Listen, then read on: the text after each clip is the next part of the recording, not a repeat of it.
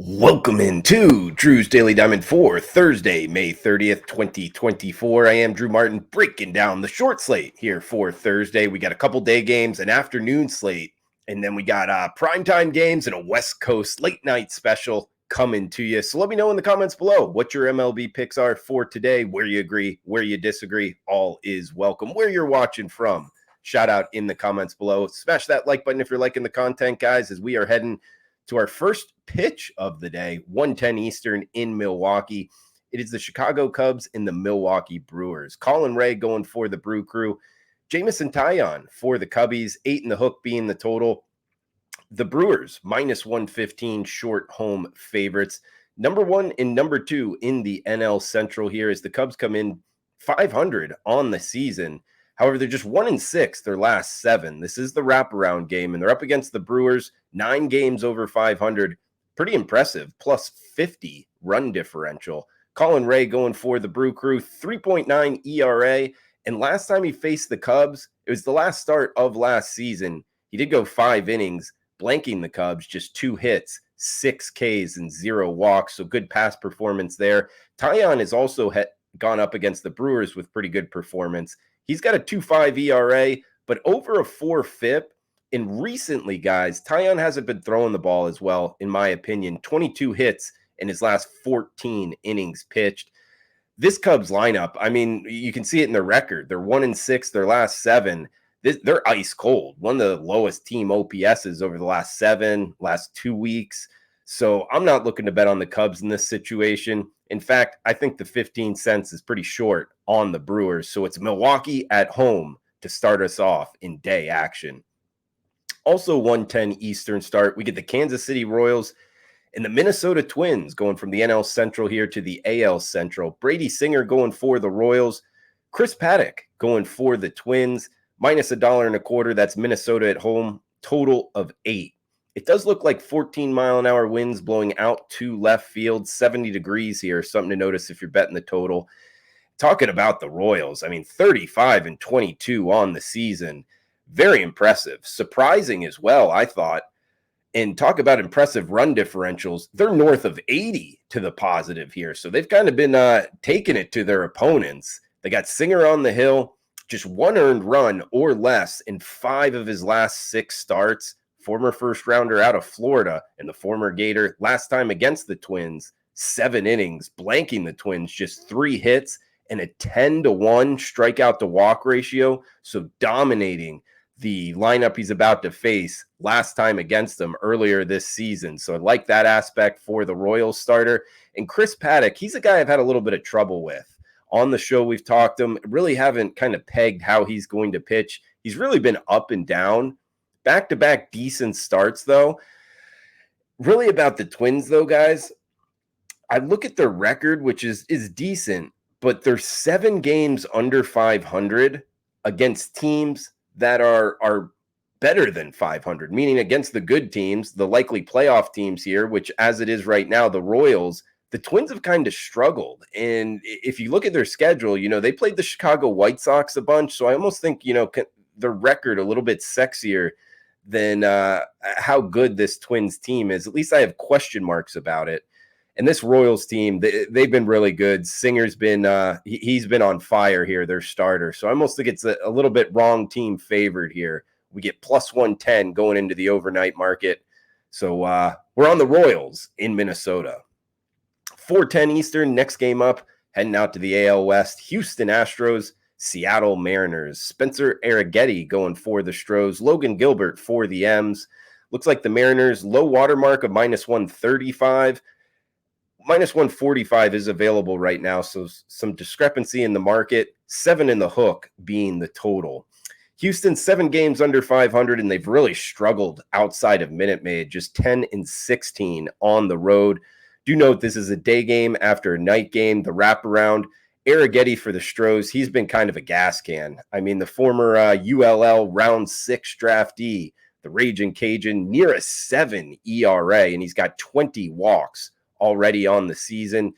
Going up against Logan Gilbert, his counterpart here, 3 ERA, his last time out, 6 innings, 3 hits, just 1 earned, given up to the Nationals. So he's throwing the ball well.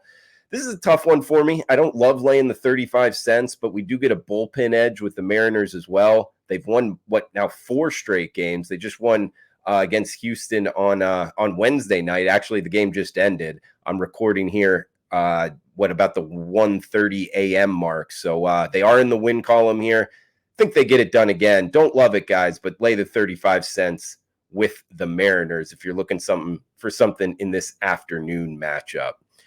Heading to the night slate. Up next, we got some good ones. 7:10 Eastern, the Detroit Tigers and the Boston Red Sox coming to us from Fenway Park. Nick Pivetta going for the Sox. Flaherty going for the Tigers. Does look like 6 miles an hour in just 58 degrees. So a little bit of chilly night in Boston. Detroit comes in 1 game under 500, 500 on the road. Do note they are off of the doubleheader yesterday. So watch out in the later innings in terms of their bullpen arms. But Flaherty on the hill, the Tigers are going to win this. They need a good start from Flaherty, and he's got the numbers to prove it. Sub-3 FIP with an 81-9 strikeout to walk ratio. So this guy is missing bats. He's up against Pivetta here. Decent numbers himself, although his last time out was his worst start of the season. 3 innings, 5 earned with 3 walks. So a little bit of questions here for the Sox starter. Overall, guys, it is a little bit worrisome betting on a team that just played a doubleheader, 18 innings the day before. However, with Flaherty on the hill, we're going to cut out the bullpens. Should get a pretty good price here on the first 5. Maybe even a plus price. Should be under -110. That's the Detroit Tigers in the first 5 against the Boston Red Sox. Heading down the list here, 7:20 Eastern, NL East matchup with our Golden Goose, the Washington Nationals and the Atlanta Braves. Ronaldo Lopez going for the Bravos. Trevor Williams for the Nationals. Nationals come in 4 games under 500. They did just win last night as a dog against the Braves with Mackenzie Gore, which we were on. And they've won 4 of the last 6, all as the underdog. Now, if I was to ask you, who's the most profitable pitcher in Major League Baseball? I don't know. I know a lot of you guys in the comments would know the answer, but a lot of people out there would not. It's actually Trevor Williams for the Nationals. He's 8-2 on the season, catching plus prices. He's up 10 units himself as a starting pitcher. Now he's catching near $2. The Braves are going off as -220 home favorites with a total of 8.5.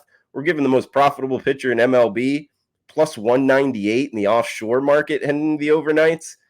I'm going to take a bite of that, guys, on the Nationals. Now, nothing against Lopez and the Braves. He's got a sub-2 ERA, and he's a really good pitcher. You know, as his career goes on, I could see him being one of the top-line pitchers in MLB. But the fact is, this Atlanta Braves lineup, you know, without Acuna, one of their best players, this is a lineup that scored 240 runs for the season, which is decent. But, I mean, coming into the year, you know, myself included, a lot of people out there thinking this could be the best lineup in baseball. Well, they've scored 60 less runs than the Philadelphia Phillies in their own division. They're just 5-8 their last 13 games, all as a favorite. So they've been burning cash here. Asking them to lay more than $2, I don't like it at all. And the Nationals actually catching the big plus price have the bullpen edge by my numbers. So let's list Trevor Williams as the starter. Washington Nationals plus 198 in the global market. It's the Nats in the ATL. Next one up, Arizona, the Diamondbacks at the New York Mets, 7:10 Eastern here. It's Zach Gallen versus Christian Scott going for the Metropolitans. 7 in the hook, the total in city, -115. That's the D-backs as the short road favorite. Looks like mid-60s, 10 miles an hour blowing in from center field. D-backs come in 5 games under 500. They've lost 3 straight. They've scored 4 runs their last 3 games, 7 runs their last 5 games. Offense has big question marks. The only thing is they're up against the Mets here. The Mets have lost 3 straight games. Man, talk about a falling knife. Just 1-8 their last 9. Now, Christian Scott, a young kid, he's actually in his rookie year, 2021 draft pick, first rounder out of Florida. I mean, promising when you read his kind of prospect profile. He's only 24 years old, has 4 MLB starts and decent numbers. Zach Gallen, you know, kind of the mainstay here, 3 ERA and FIP, solid numbers himself. Both of these lineups are cold, guys. I don't love this one. I just think we get the more known commodity in Zach Gallen, and just laying 15 cents here. The Mets just aren't bet on for me. So that puts us on the Diamondbacks in Citi Field. We got one game left. It's on the West Coast, but first want to give the recap here. Yesterday's show in bounce back mode off the ugly one before, but yesterday we did go 5-2 plus 3.29 units, catching the Nationals as the dog. Hopefully we get them again here, guys. That would be a nice payday. But let me know in the comments below what you're betting, and huge shout out to everybody pounding that like button. All right, last game up here, Southern California. The Bronx Bombers, New York Yankees at the LA Angels. 9:40 Eastern, 6:40 local time. The solo kind of late night slate game. Should be a lot of tickets written on it, and it's a Yankee game. They're number one in the AL East, 37-19, and they got Carlos Rodon, the southpaw, on the hill. He's up against Sandoval, also the southpaw. 8.5 being the total, minus 185. That's the Yankees as the heavy road favorites. We talked about it on yesterday's show, and a couple of you guys in the comments, bringing up some good points as well in terms of the Yankees having a lot of guys from California on their roster. They played in San Diego, had the off day. They made the travel up the I-5. Where were their heads at? I just brought it up because it was in my head of, could that actually be an angle? Well, so far it has been. They haven't been scoring as many runs offensively, 7 runs in the last 3. And they got Rodon on the hill. He's 6-2, 2.95 ERA. So I think he's going to have a solid start. And they're up against the Angels here. Not a great lineup. I mean, this Angels team is now, 12 games under 500, and they've really struggled at home. 7-19 at home. So I like the Yankees. I almost got there on the run line. Sandoval, he is up and down. I mean, his overall ERA, 5.6. It's nothing pretty. But he was good. He's had some good starts. I mean, against the Phillies in particular, a good lineup. So I could see him kind of replicating that. He can change speeds pretty well.